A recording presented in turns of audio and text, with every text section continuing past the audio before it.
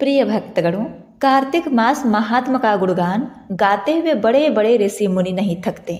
संतों का कहना है कि जो बल बुद्धि विद्या या धन से कमजोर है, रोगी हो, उसे बड़े ही निष्ठा भाव से भगवान विष्णु को प्रसन्न करने वाले कार्तिक का स्नान अवश्य ही करना चाहिए।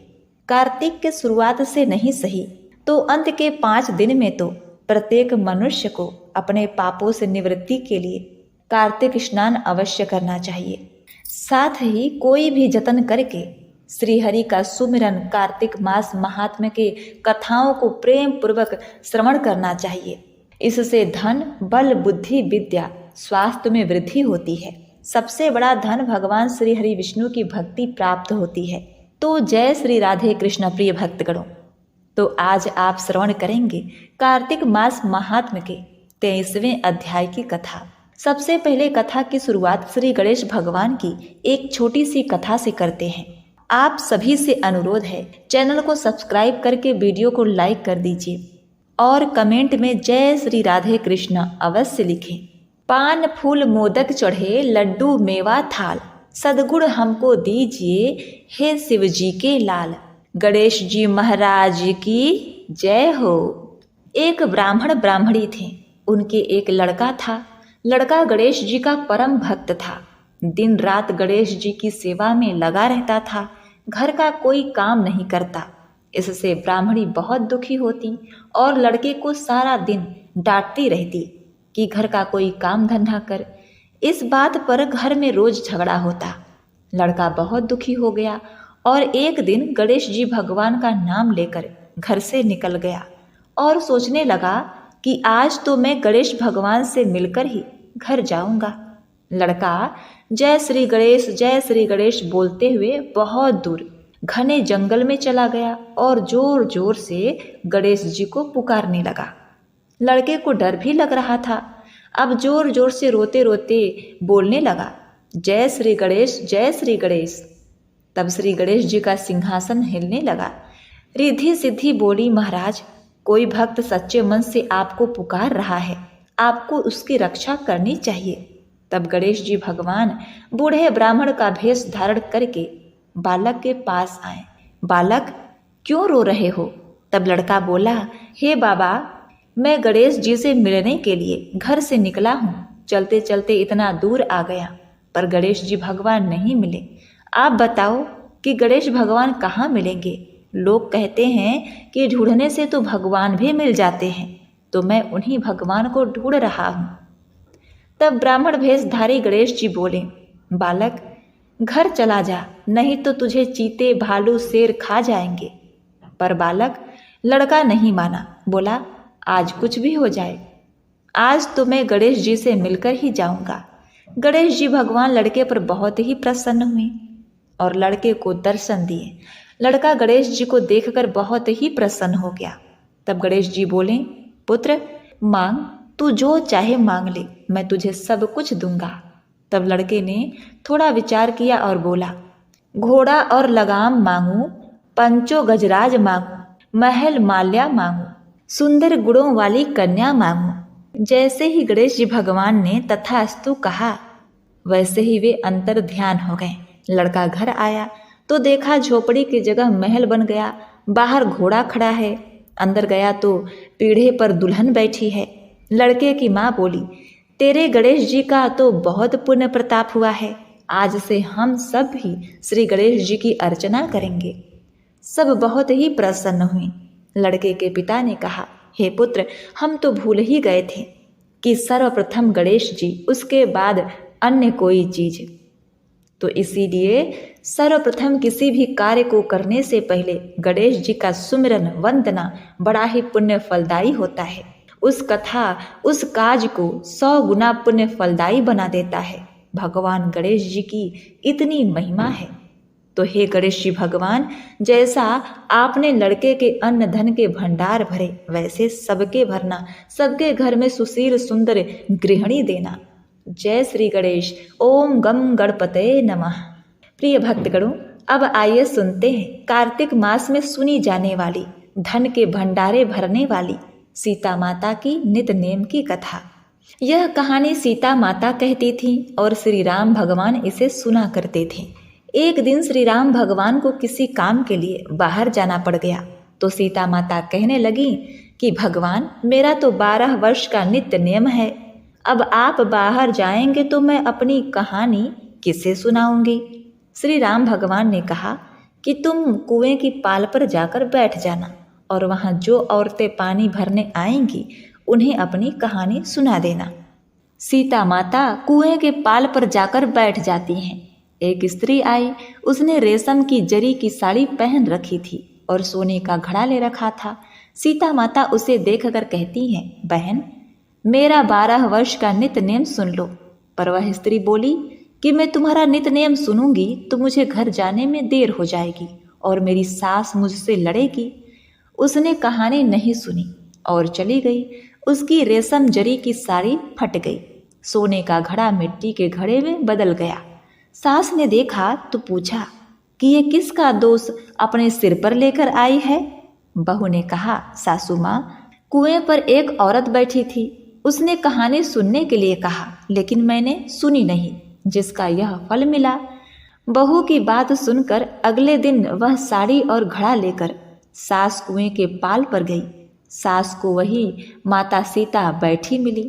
माता सीता ने कहा कि बहन, मेरी कहानी सुन लीजिए। सास बोली कि एक बार छोड़ो, मैं तो 4 बार कहानी सुनूंगी।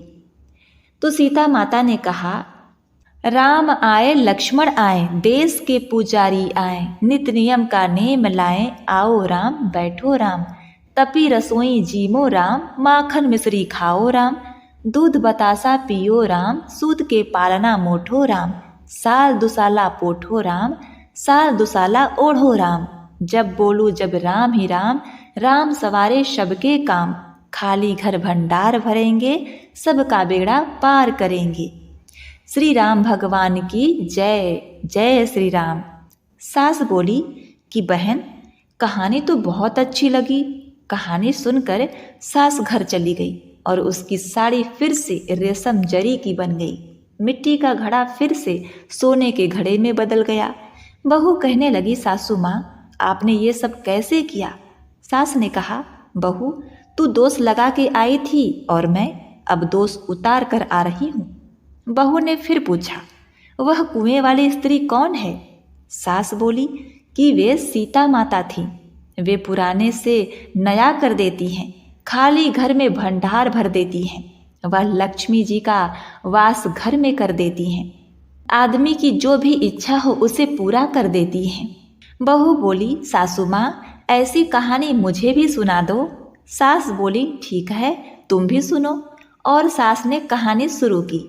राम आए लक्ष्मण आए, देश के पुजारी आए, नित नियम का नेम लाए, आओ राम बैठो राम, तपी रसोई जीमो राम, माखन मिश्री खाओ राम, दूध बतासा पियो राम, सूद के पालना मोठो राम, साल दुसाला पोठो राम, साल दुसाला ओढ़ो राम, जब बोलू जब राम ही राम, राम सवारे सबके काम, खाली घर भंडार भरेंगे, सबका बेड़ा पार करेंगे। जय श्री राम, जय श्री राम, जय जय राम। कहानी सुनकर बहू बोली, कहानी तो बहुत अच्छी है सासू माँ। सास ने कहा, ठीक है, इस कहानी को हम रोज कहा करेंगे। अब सास बहू रोज सवेरे उठती, नहाती धोती, पूजा पाठ करती, उसके बाद नित नियम की सीता जी की कहानी कहती। एक दिन उनके यहाँ एक पड़ोसन की औरत आई और बोली, बहन, जरा सी आँच देना तो। वह बोली, आज तो अभी हमने जलाई ही नहीं। पड़ोसन ने कहा, तुम सुबह सुबह 4 बजे उठकर क्या कर रही हो फिर। उन्होंने कहा कि सुबह उठकर हम पूजा करते हैं, फिर सीता माता की नित नेम की कहानी सुनते हैं। पड़ोसन ने उनकी बात सुनकर फिर कहा, सीता माता की कहानी, इसके कहने से तुम्हें क्या मिलता है। वे बोली कि इस कहानी को कहने से घर में भंडार भरते हैं, सारे काम सिद्ध हो जाते हैं, मन की इच्छा पूरी होती है। पड़ोसन कहती है, बहन, ऐसी कहानी तो मुझे भी सुना दो। वह बोली, ठीक है, तुम भी कहानी सुन लो। फिर सास ने कहा, राम आए लक्ष्मण आए, देश के पुजारी आए, नित नियम का नेम लाए, आओ राम बैठो राम, तपी रसोई जीमो राम, माखन मिश्री खाओ राम, दूध बतासा पियो राम, सूद के पालना मोठो राम, साल दुसाला पोठो राम, साल दुसाला ओढ़ो राम, जब बोलूं जब राम ही राम, राम सवारे सबके काम, खाली घर भंडार भरेंगे, सबका बेड़ा पार करेंगे। जय श्री राम, जय श्री राम। सारी कहानी सुनने के बाद पड़ोसन कहने लगी, बहन कहानी तो बहुत ही अच्छी लगी। अब वह पड़ोसन भी नित नियम सीता माता की कहानी सुनने लगी। कहानी कहने से सीता माता ने पड़ोसन के भी भंडार भर दिए। अब तो पूरे मोहल्ले में नित नियम की कथा चली, हर किसी की मनोकामना पूरी होने लगी। हे सीता माता, जैसे आपने उनके भंडारे भरे, वैसे ही आप हमारे भी भंडारे भरना, कहानी को सुनाने वाले के और कहानी को सुनने वाले के भी। सीता मैया की जय हो। ओम नमः शिवाय। जय माता दी। प्रिय भक्तगणों, अब आइए श्रवण करते हैं। एक बार माता गंगा ने भगवान विष्णु से मनुष्यों के सभी पाप को नष्ट करने तथा उन्हें सुख समृद्धि धन संपत्ति दिलाने वाली व्रत के बारे में पूछा। तब भगवान विष्णु ने कहा, हे गंगे, जिस व्रत के बारे में आप पूछ रही हैं वह उत्तम तिथि है त्रिस्पर्शा युक्त एकादशी का व्रत। जब एक ही दिन एकादशी, द्वादशी, रात्रि के अंतिम प्रहर में त्रयोदशी भी हो तो उसे त्रिस्पर्शा समझना चाहिए। इसमें दशमी का योग नहीं होता। यदि जिस दिन दशमी युक्त एकादशी हो और उस दिन भक्त मेरी पूजा करते हैं या व्रत रखते हैं तो मैं उन्हें क्षमा नहीं करता। ऐसा जानकर दशमी युक्त एकादशी का व्रत नहीं करना चाहिए। उसे करने से करोड़ों जन्मों के किए हुए पुण्य तथा संतान का नाश होता है। वह पुरुष अपने वंश को स्वर्ग से गिराता और गौरव आदि नरकों में पहुंचता है। अपने शरीर को शुद्ध करके मेरे दिन एकादशी का व्रत करना चाहिए। यदि जिस दिन एकादशी युक्त द्वादशी का व्रत किया जाए तो वह मुझे अत्यंत ही प्रिय है। हे देवी गंगा, जो मनुष्य सिर्फ इस कथा को ध्यान लगाकर पूरा सुनता है तो उसे 100 वर्षों तक तुलसी को जल देने तथा एकादशी व्रत करने का फल प्राप्त होता है। सो इस कथा को मैं कहता हूँ और आप ध्यान पूर्वक सुने। हे देवी, बहुत समय पहले की बात है। किसी नगर में एक ब्राह्मण रहता था। उसका जन्म तो ब्राह्मण कुल में हुआ था, लेकिन उसके कर्म नीच प्रवृत्ति के थे। वह ब्राह्मण हमेशा ही झूठ बोलता और गलत तरीके से धन कमाता था। उसका मन हमेशा ही बुरे कर्मों में ही लगा रहता था। वह सदैव ही जुआ, वेश्यावृत्ति और चोरी में ही लगा रहता था। उसने अपने जीवन में कभी भी पुण्य के काम नहीं किए और शास्त्रों का अध्ययन भी नहीं किया। ब्राह्मण होते हुए भी कभी पूजा पाठ नहीं किया।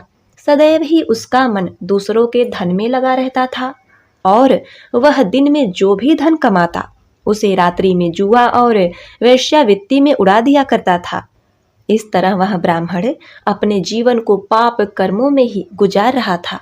उसने अपने मुख से कभी भी भगवान का नाम भी नहीं लिया और ना ही कभी देवी देवताओं का पूजन किया। इस प्रकार से पाप करते हुए उसे कई वर्ष बीत गए। फिर वह ब्राह्मण कुछ खरीदारी करने के लिए एक नगरी में गया और उस दिन त्रिस्पर्शा युक्त एकादशी का व्रत था और उस नगरी के पास में ही गंगा नदी बहती थी और उस नदी में स्नान करने के लिए दूर दूर से लोग आया करते थे। फिर वह ब्राह्मण गंगा जी के किनारे एक आश्रम में ठहरता है। उस आश्रम में अनेक विद्वान ब्राह्मण प्रतिदिन पुराणों का पाठ किया करते थे तथा भगवान की भक्ति में लीन रहते थे। वह ब्राह्मण भी ढोंग करता हुआ वहीं पर उनके साथ रुक गया और उन ब्राह्मणों के साथ रहकर उसे भी भगवान का नाम लेने का अवसर मिल रहा था। वह उसी स्थान पर दिन भर रुका। फिर वहां पर आए हुए लोगों ने एकादशी का व्रत किया और गायों का पूजन करके ब्राह्मणों को भोजन कराया। तो उस ब्राह्मण ने भी उनके साथ बैठकर फलाहार भोजन किया और भगवान का प्रसाद ग्रहण किया। वहीं पर उस आश्रम में एक तुलसी का पौधा भी था। वह ब्राह्मण जाने अनजाने में उस तुलसी के पौधे में पानी डाल देता था। उसके मन में कोई विचार नहीं था कि वह क्या कर रहा है। अब क्या था, वह ब्राह्मण कुछ दिनों के लिए उसी आश्रम में ठहर गया। वह प्रतिदिन सुबह उठकर बाल्टी में पानी लेकर तुलसी के पौधे में डाल देता था। यह उसका रोजाना का नियम हो गया।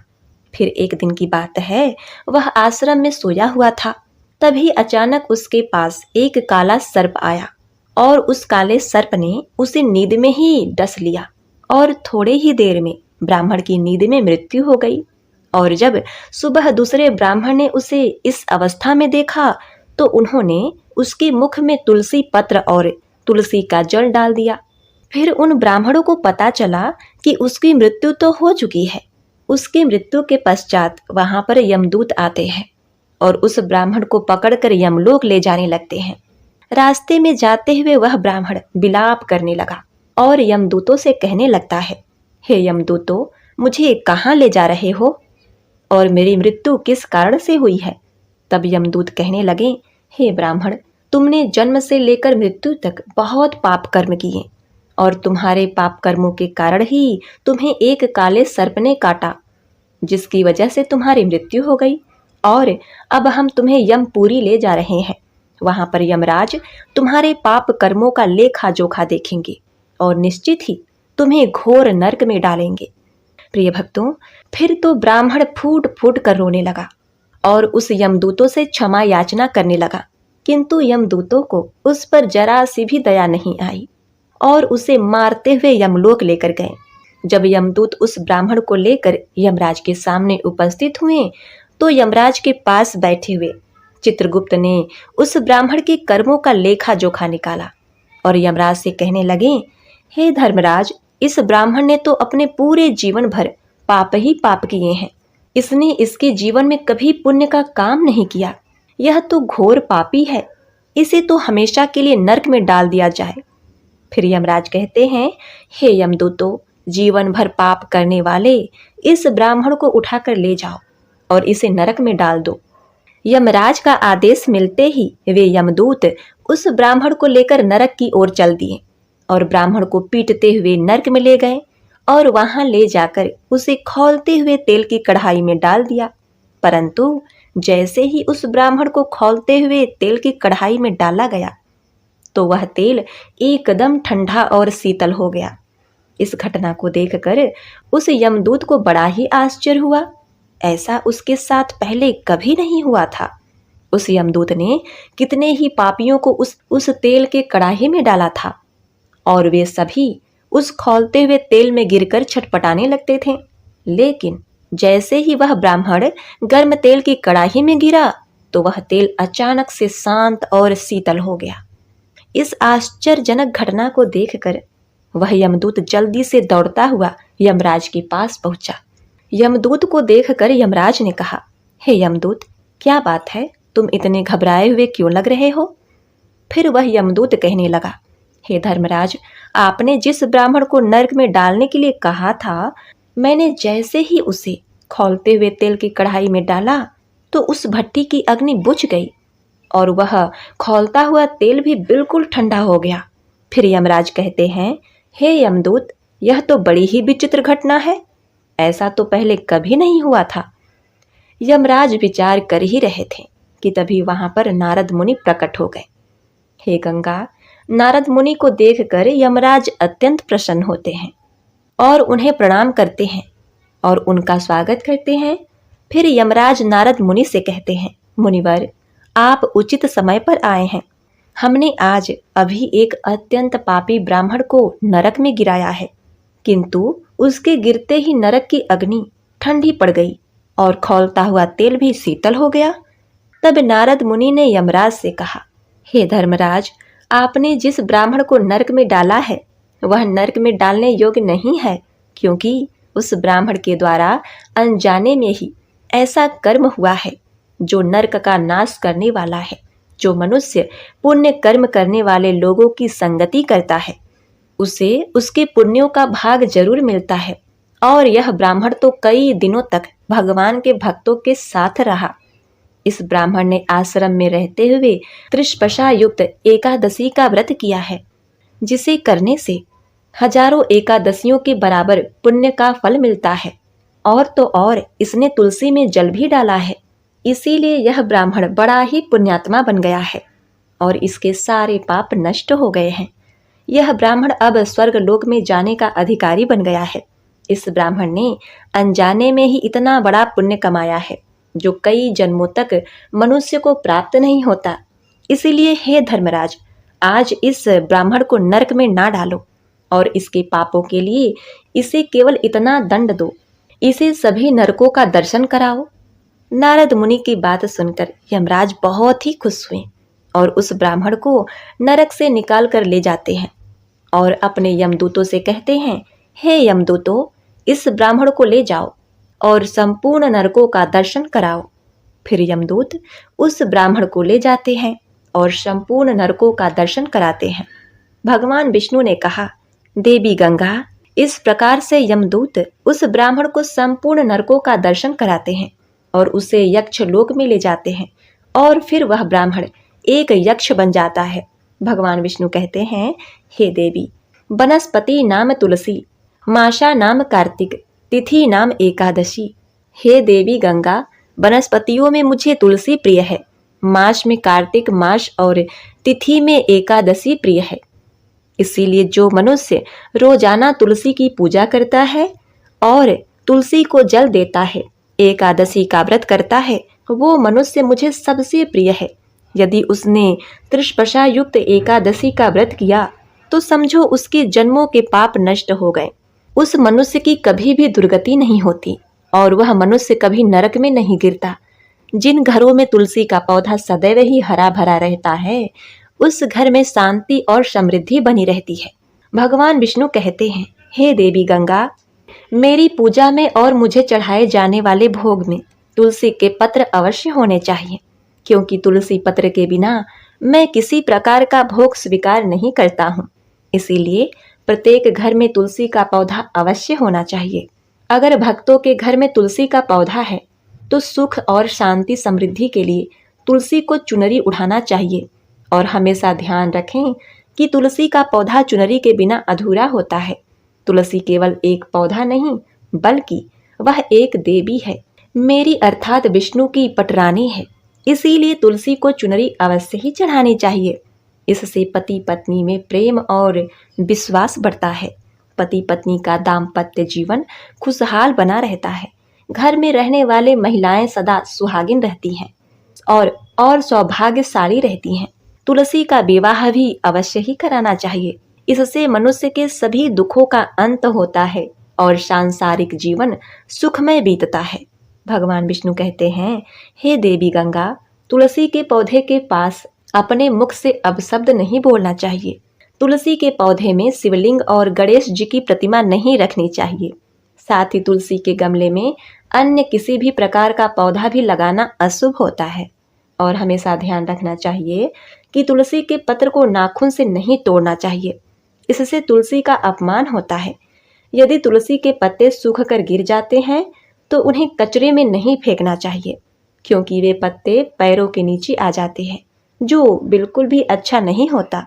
भक्तों को चाहिए कि उन पत्तों को तुलसी की मिट्टी में ही दबा दें और रविवार तथा एकादशी के दिन तुलसी के पत्ते को नहीं तोड़ना चाहिए तथा रविवार को तुलसी में जल भी नहीं चढ़ाना चाहिए। बाकी सभी दिन तुलसी को सुबह स्नान से निवृत्त होकर जल देना चाहिए। शाम के समय एक दीपक जलाना चाहिए।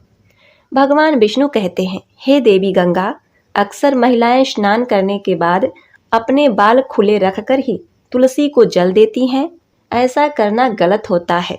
महिलाओं को हमेशा ही अपने बाल बांधकर माथे पर सिंदूर लगाकर ही तुलसी में जल देना चाहिए। इससे तुलसी का आशीर्वाद प्राप्त होता है। नित्य तुलसी के दर्शन से मनुष्य को स्वर्ग की प्राप्ति होती है और तुलसी पत्र के सेवन से उनके सभी पाप नष्ट हो जाते हैं। भगवान विष्णु आगे कहते हैं, हे देवी गंगा, मूर्ति से कई ज्यादा उत्तम होता है शालिग्राम की पूजा। शालिग्राम को चंदन लगाकर उस पर तुलसी पत्र रखना चाहिए। ऐसा कराने से मनुष्य के सभी जन्मों के पाप नष्ट हो जाते हैं। शालिग्राम सकारात्मक और सात्विकता का प्रतीक होता है। इस प्रकार भगवान विष्णु ने माता गंगा को त्रिस्पर्शा युक्त एकादशी तथा तुलसी के पौधे को जल देने का महत्व बताया। ओम नमो भगवते वासुदेवाय नमः।